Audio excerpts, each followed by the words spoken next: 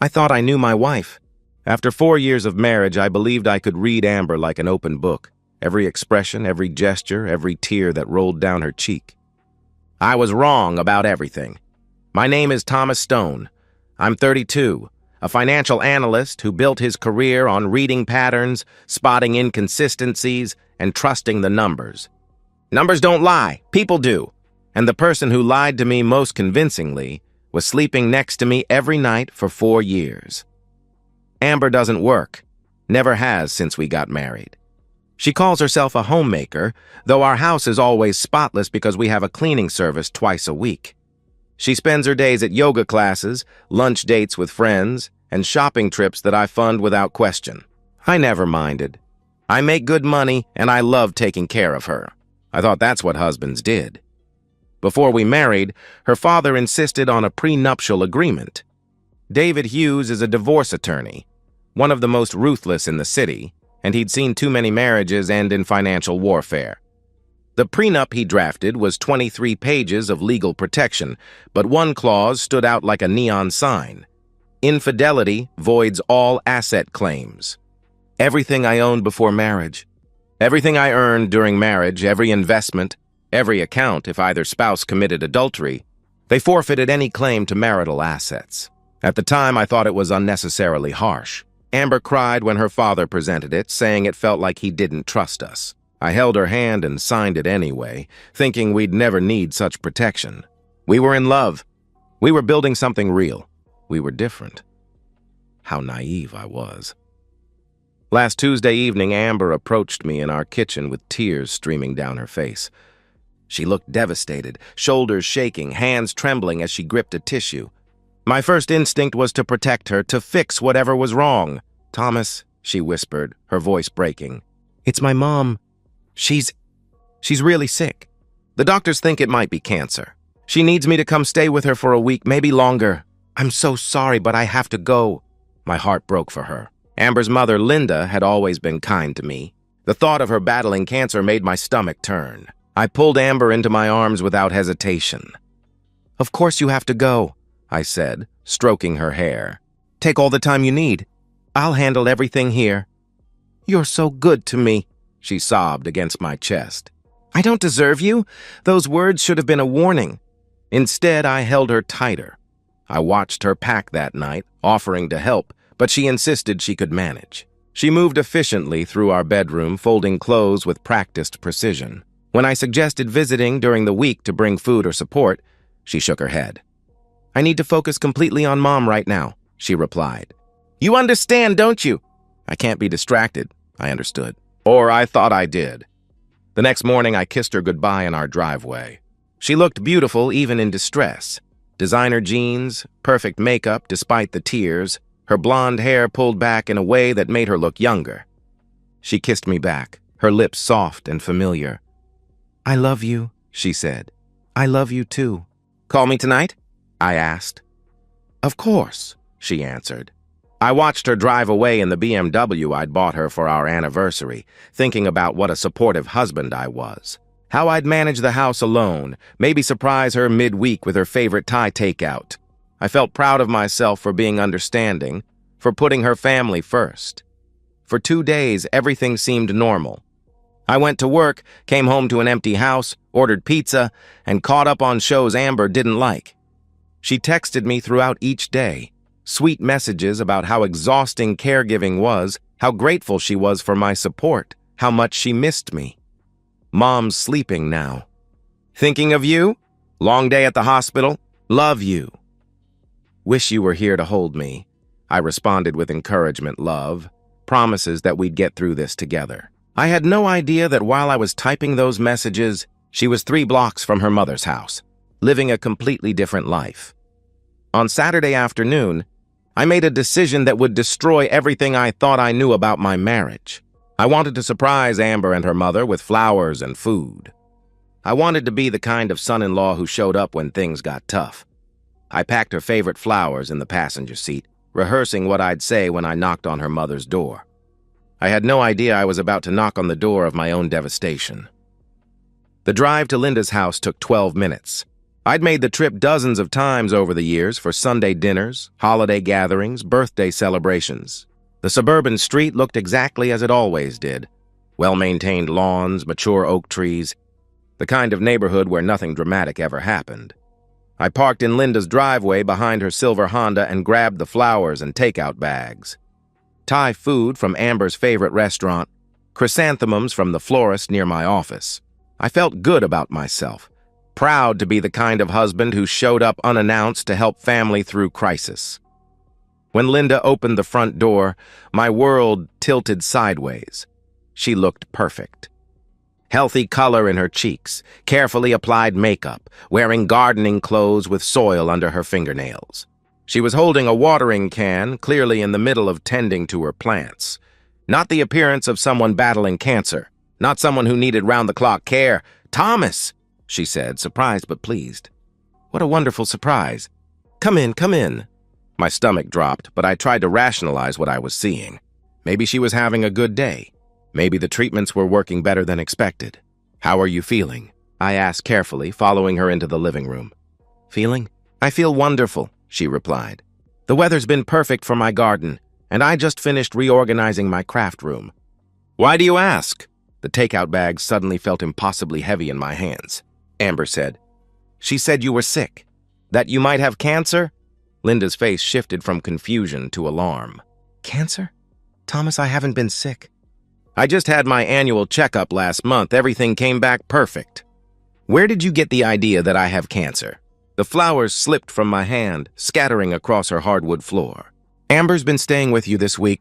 She said you needed her help because you were so sick." "Thomas, I haven't seen Amber in over a month," she said, her voice growing tense. "She certainly hasn't been staying here. What's going on?" The room started spinning. I gripped the back of Linda's couch to steady myself. She left Tuesday. She's been texting me every day about taking care of you." Linda's expression darkened as understanding dawned.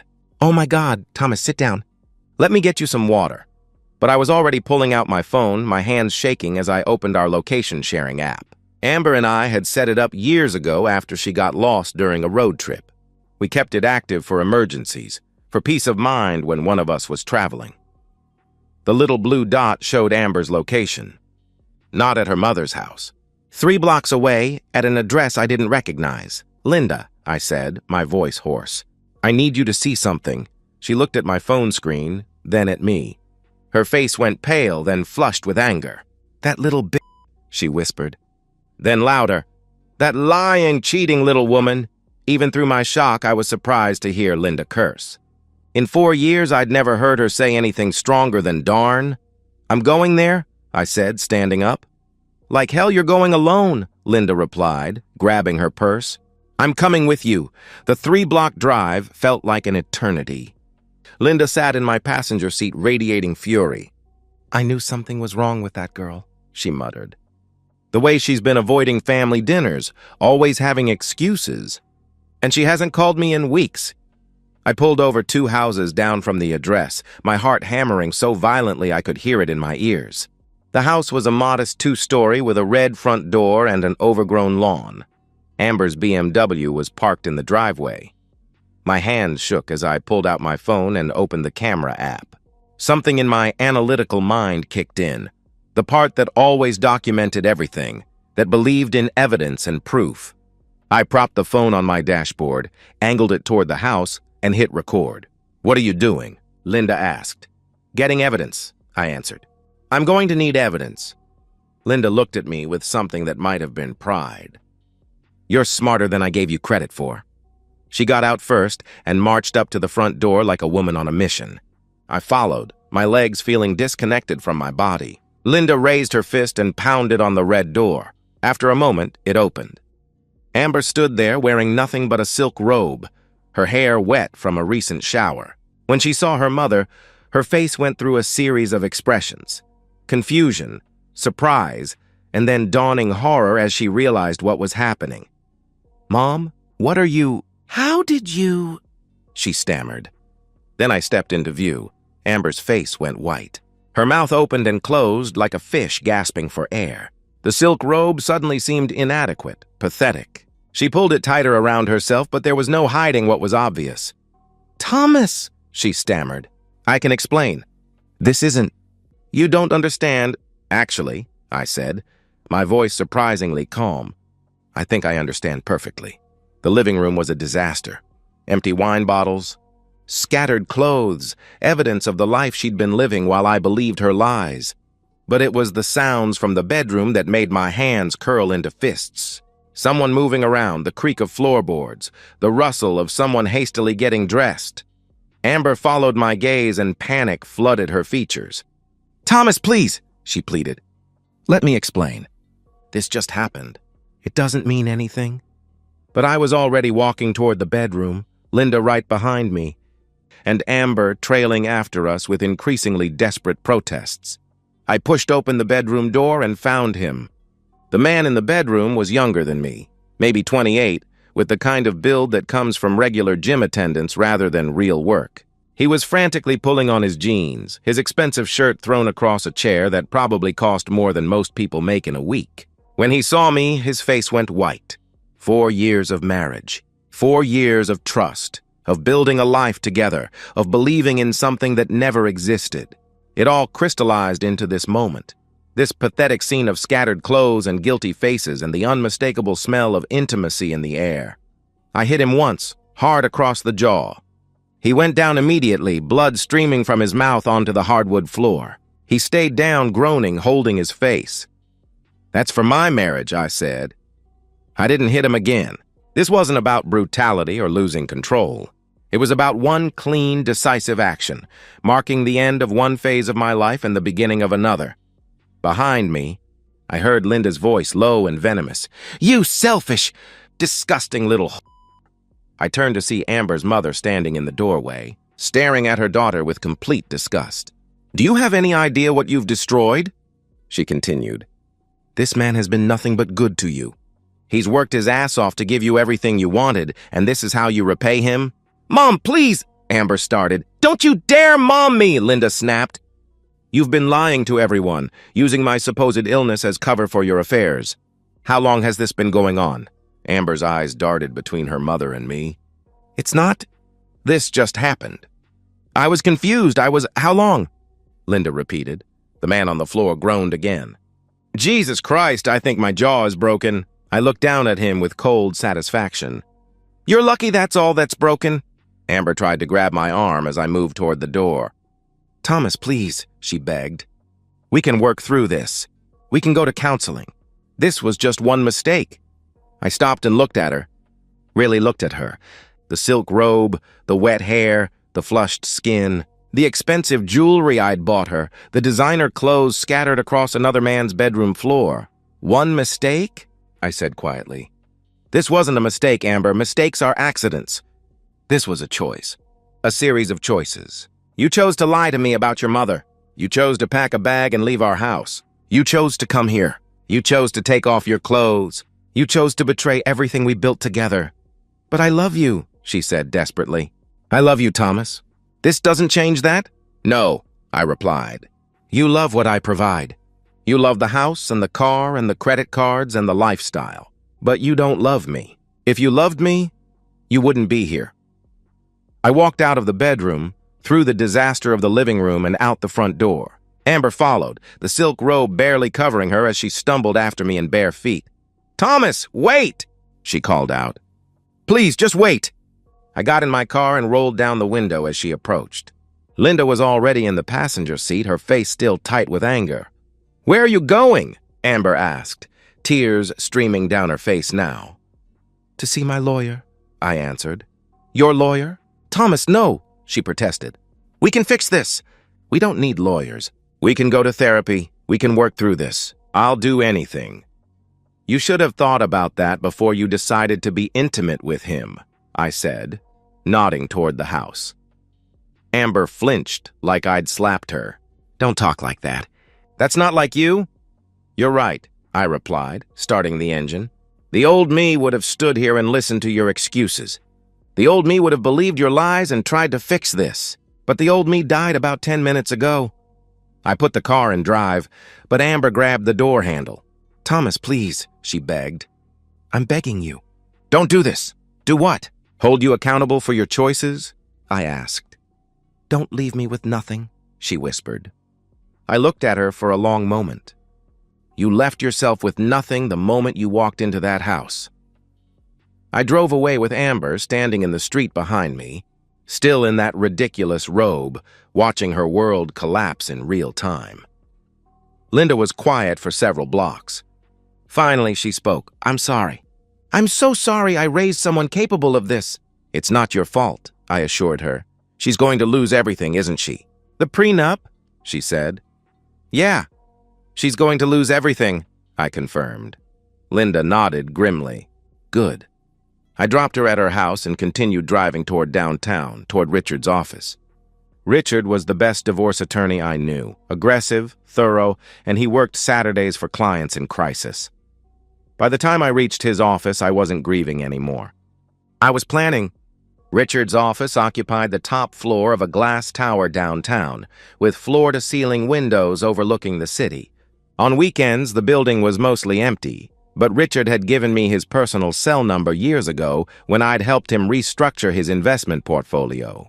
When I called him from Linda's driveway, he'd agreed to meet me within the hour.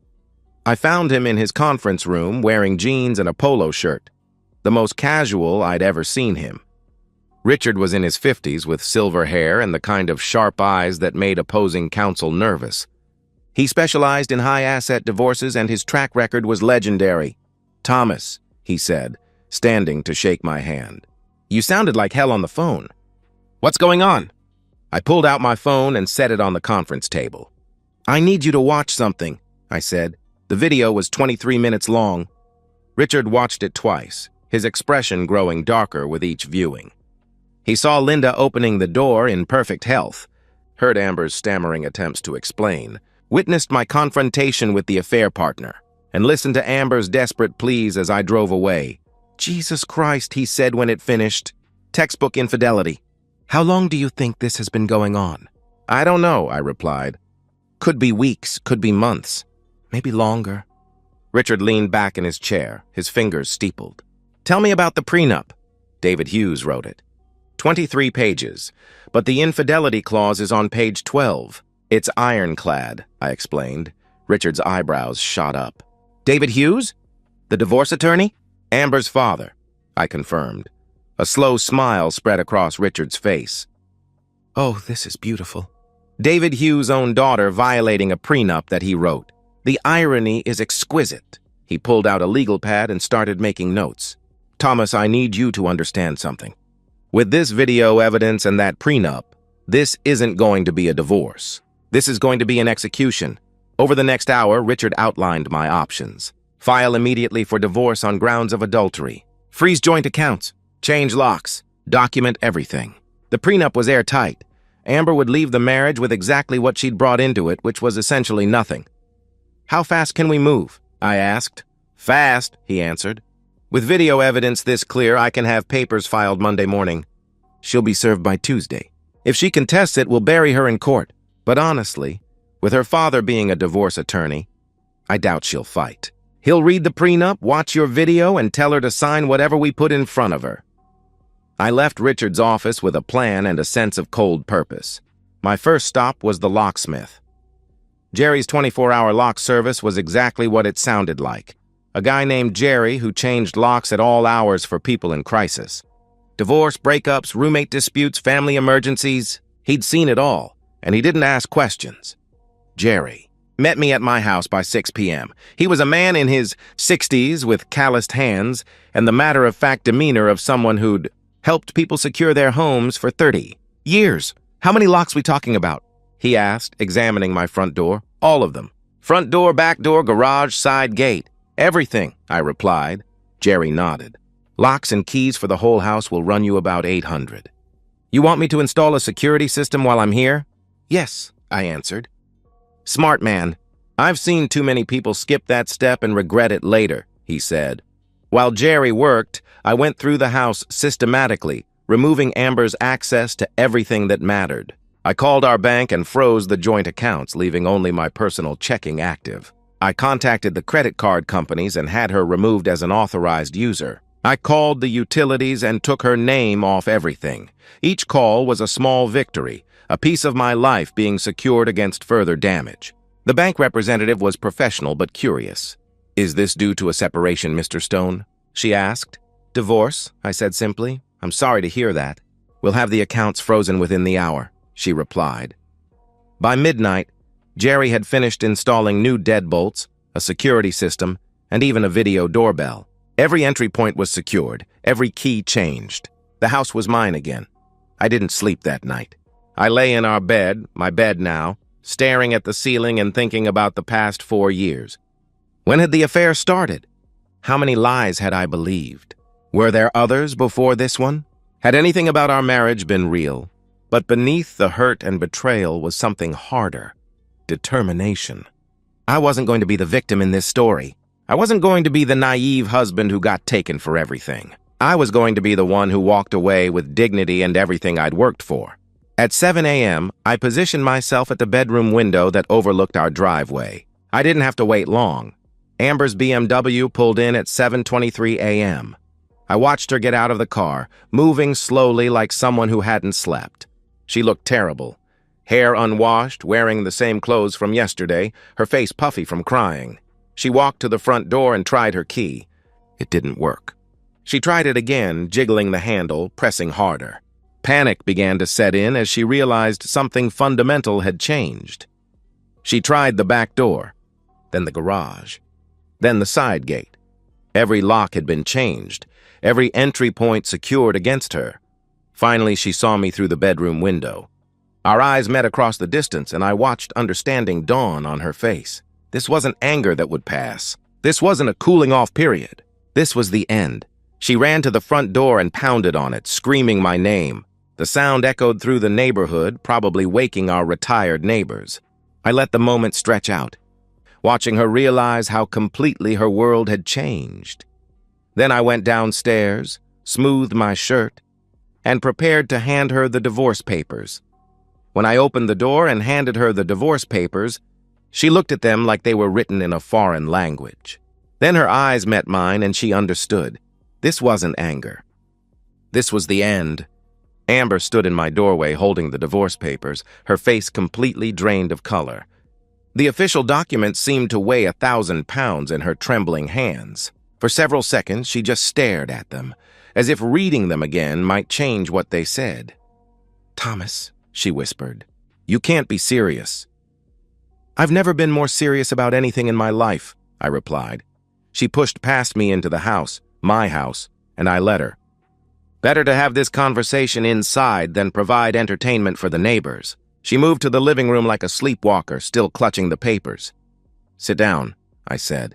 "We need to talk." "I don't want to sit down," she protested. "I want you to tear up these papers and let me explain." "There's nothing to explain, Amber. I saw everything I needed to see," I answered. What followed were the longest 4 hours of my life. Amber cycled through every emotional manipulation tactic in existence. She cried, saying she loved me and had made one mistake. I corrected her coldly. "One affair, Amber. One massive lie about your dying mother. 1 week of deception. Stop calling it a mistake," I said. She screamed at me, saying I was being cruel and unreasonable. That the affair partner made her feel alive in ways I never could. That our marriage had been dead for months, and I was too blind to see it. Something snapped inside me when she said that. "You want to feel alive?" I said, my voice deadly calm. "Go be alive with him. See how alive you feel when you're working minimum wage and living in a studio apartment. See how alive you feel when you have to choose between groceries and gas money. See how long your affair partner sticks around when you can't afford to split the dinner check. That's when it really hit her. The money. The lifestyle.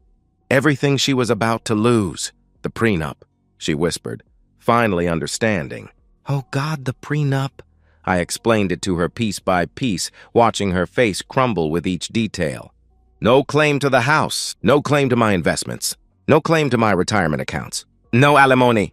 No cars, no jewelry, no shared assets of any kind. But I don't have anything," she said desperately. "I don't have a job. I don't have savings. I don't have anywhere to go." You should have thought about that before you decided to cheat, I replied. She tried everything, begging, threatening, saying she'd hurt herself if I went through with this. She claimed she'd tell people I abused her, that I was controlling and manipulative. I kept my phone recording throughout the entire conversation. Richard had warned me she might try to create false accusations. My father, she said suddenly, her face going even whiter. Oh my God, my father is going to kill me. That's not my problem anymore, I answered. She fell to her knees then, literally begging. Please, Thomas, she pleaded. I'll do anything. I'll sign a post-nup giving you even more protection. I'll get a job. I'll go to therapy. I'll cut off all contact with him. Please don't do this to me. I'm not doing anything to you, I said. You did this to yourself. By evening, she still wouldn't leave. She kept circling back to the same arguments, the same pleas, the same desperate attempts to change my mind. Finally, I called the police. I need someone removed from my property for trespassing, I told the dispatcher. 2 officers arrived within 20 minutes. They were professional but firm, explaining to Amber that she needed to leave immediately or face arrest. She looked at me with something between hatred and desperation as they escorted her to her car. This isn't over, she said. Yes, it is, I replied. After she left, I called Richard to update him. She knows about the prenup now. How do you think her father will react? David Hughes is a pragmatist, Richard said. He'll read the prenup he wrote, watch your video, and tell his daughter she's doomed. Excuse my language. Richard was right. Amber went straight to her parents' house that night. According to Linda, who called me the next day, David took one look at the divorce papers and pulled out his copy of our prenup. He read it twice, watched the video I'd sent to Richard, and delivered his verdict. You violated the infidelity clause, he told his daughter. You have no legal standing. Sign whatever Thomas's attorney puts in front of you and pray he doesn't sue you for adultery in a state that allows it. Amber's mother, Linda, wouldn't even speak to her. The woman who'd called her daughter a whore in that bedroom hadn't softened her position. If anything, learning about the fake cancer story had made her angrier. She's not welcome in this house, Linda told me over the phone. She made her choices. Now she can live with them. Within a week, I learned through mutual friends that Amber was living in a rundown apartment complex in one of the city's rougher neighborhoods. She'd taken a job at a retail store for $12 an hour, her first real job in 4 years. The affair partner dumped her within a month. Apparently, he'd only been interested while she had access to my resources and our comfortable lifestyle. A woman working retail and living paycheck to paycheck held no appeal for him. He said he wasn't ready for anything serious. My friend Jake told me after running into Amber at the grocery store. She looked like she'd been crying for weeks. I felt nothing when I heard that. Not satisfaction, not pity, nothing. She'd become irrelevant to my life, a closed chapter I had no interest in revisiting. The divorce was finalized in 6 weeks. A record, Richard told me proudly. I kept everything. She walked away with literally nothing. And somewhere in a retail store across town, she was learning what minimum wage felt like for the first time in her privileged life. The first 6 months after the divorce were about rebuilding myself from the ground up. I'd been married for 4 years, and before that, I'd been in a relationship with Amber for 2 years. 6 years of my life had revolved around someone who never really existed, at least not the way I thought she did. I started seeing a therapist, Dr. Sarah Mitchell, a woman in her 50s who specialized in betrayal trauma. Twice a week, I sat in her comfortable office and learned to process what had happened without letting it poison my future. You're not responsible for her choices, Dr. Mitchell reminded me repeatedly, but you are responsible for how you move forward. The sessions helped me understand that my hurt was valid, my anger was justified, and my decision to protect myself was healthy. But they also helped me recognize that carrying that anger forever would only hurt me. I threw myself into work with renewed focus. Without the distraction of Amber's constant needs and social obligations, I had more time and energy for the career I'd built. Within 8 months, I earned a promotion to senior analyst with a substantial salary increase. I reconnected with friends I'd lost touch with during my marriage. Men's nights, weekend golf games, dinners with colleagues. I remembered what it felt like to have relationships that didn't require constant emotional management. For the first time in years, I felt genuinely happy. 18 months after the divorce, I met Catherine Walsh at a work conference. She was a senior marketing director at a competing firm, intelligent and successful in her own right. What struck me immediately was how different she was from Amber. Catherine had her own career, her own money, her own life.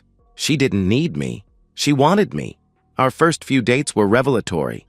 We talked about boundaries, past relationships, expectations for the future. Conversations I'd never had with Amber because I'd been too blinded by infatuation to ask the hard questions. I was married before, Catherine told me over dinner on our third date. It ended badly. He cheated, and I learned that trust has to be earned, not assumed. What did you do when you found out? I asked. I left. Immediately, she replied. No counseling, no second chances, no working it out. Some lines, once crossed, can't be uncrossed. I knew then that I was falling for someone who understood the value of self-respect. Catherine and I moved in together after dating for a year. 8 months later, we got engaged. This time, there was no prenup. Not because I was naive again, but because we'd built the kind of trust that didn't require legal protection.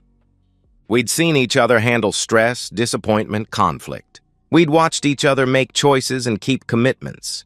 The relationship felt completely different from my marriage to Amber. Equal, authentic, built on reality instead of fantasy. During this period, I occasionally heard updates about Amber through mutual acquaintances. She was still working retail, still living in that rough neighborhood, still isolated from her family. She'd tried reaching out to me a few times. Apologetic emails that went straight to my spam folder, messages passed through friends that I ignored completely. Once, Jake told me she'd asked about me at a party. She wanted to know if you were seeing anyone, if you ever talked about her, if you seemed happy. What did you tell her? I asked. I told her you were engaged to a successful woman who actually deserves you, he replied. Jake said. Amber started crying when he said that. I felt nothing. The most surprising update came from an unexpected source. 2 years after the divorce, David Hughes, Amber's father, the attorney who'd written our prenup, reached out to me directly. He asked to meet for coffee, and my curiosity got the better of me. We met at a downtown cafe, and he looked like he'd aged a decade in 2 years. I wanted to apologize, he said without preamble, and to tell you that I respect how you handled everything. You don't need to apologize for your daughter's choices, I replied. Maybe not. But I raised her. Or failed to raise her properly, he said. You know, I've been practicing divorce law for 25 years. I've seen hundreds of prenups enforced, but watching my own prenup protect someone from my own daughter, it was validating in a painful way. Have you reconciled with her? I asked. David shook his head. She's called, sent letters, shown up at my office, but some things can't be forgiven. She didn't just betray you. She used her mother's supposed illness as cover for an affair. That level of manipulation. I don't know who raised that person, but it wasn't me. The fact that even her own father couldn't forgive her spoke volumes about how completely Amber had destroyed her own life. 2.5 years after signing divorce papers, Catherine and I were married in a small ceremony with close friends and family. It was everything my first wedding hadn't been: intimate, genuine, focused on the actual commitment rather than the spectacle. 4 years after the divorce, I was standing in an airport with Catherine, boarding a flight to Paris for our first wedding anniversary. We'd just bought a vacation home. My investments had more than doubled, and I'd been promoted again to senior management. As our plane taxied down the runway, I thought about the last update I'd heard about Amber. She was still working retail, still living alone, still estranged from her family. Her father had mentioned that she'd tried reaching out periodically over the years, but I'd never responded. There was nothing she could say that would change anything. Some lessons, apparently, take a lifetime to learn. 5 years after the divorce was finalized, I took inventory of my life from the first-class cabin of an Air France flight to Paris. Catherine was asleep beside me, her wedding ring catching the light as she shifted in her seat. We were returning from our first wedding anniversary trip, a week in Italy that had exceeded every expectation. The numbers told a story of recovery and growth. My career had flourished beyond anything I'd imagined during my marriage. Senior Vice President of Analytics, with a team of 12 analysts under my supervision. My salary had tripled. My investment portfolio had grown exponentially, helped by the fact that I no longer had someone bleeding. Money on unnecessary luxuries, Catherine. And I had just closed on a vacation home in the mountains, a place we'd both fallen in love with during a weekend skiing trip. Our life together was built on shared goals, mutual respect, and the kind of trust that comes from watching someone make good choices consistently over time. Through the inevitable small-town gossip network, I still heard occasional updates about Amber. 5 years later, she was still working retail, still living in that rough neighborhood, still isolated from her family. She'd tried reaching out periodically over the years, but I'd never responded. There was nothing she could say that would change anything. People often ask me if I regretted marrying Amber, if I wished I'd never met her. The question used to make me angry, but now I had a clear answer. Amber taught me exactly what I didn't want in a partner. She taught me that trust must be earned through consistent actions, not pretty words.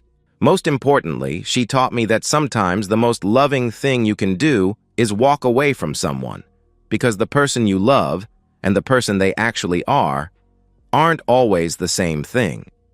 That evening, as we sat in our own living room unpacking souvenirs, my phone buzzed with a text from an unknown number.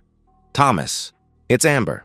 I know you probably won't read this, but I need you to know that I understand now what I lost. I understand what I destroyed. I'm sorry doesn't begin to cover it, but I'm sorry anyway. I hope you're happy. You deserve to be happy. I showed the message to Catherine.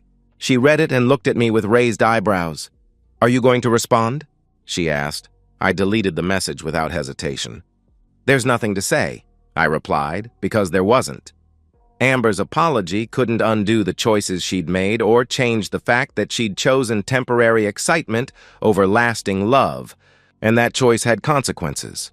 I'm grateful for that lesson, and I'm even more grateful that I don't have to keep learning it, because the person I am now, the one who walks away when necessary, who demands respect, who builds real trust, that person only exists because I refused to accept less than I deserved. Amber destroyed our marriage, but in doing so, she built someone stronger, and that's the only thank you she'll ever get from me. And so, we've reached the end of today's story. Was it what you expected, or did it take a twist you didn't see coming? I'm curious to hear your thoughts. Share them in the comments below, and let's get a conversation going. If this story kept you hooked, make sure to hit that like button. And if you're new here or just haven't subscribed yet, now's the perfect time to join our community. I bring you fresh, captivating stories every day, so click that subscribe button and turn on notifications so you never miss out. Thanks for watching, and I'll see you in the next one.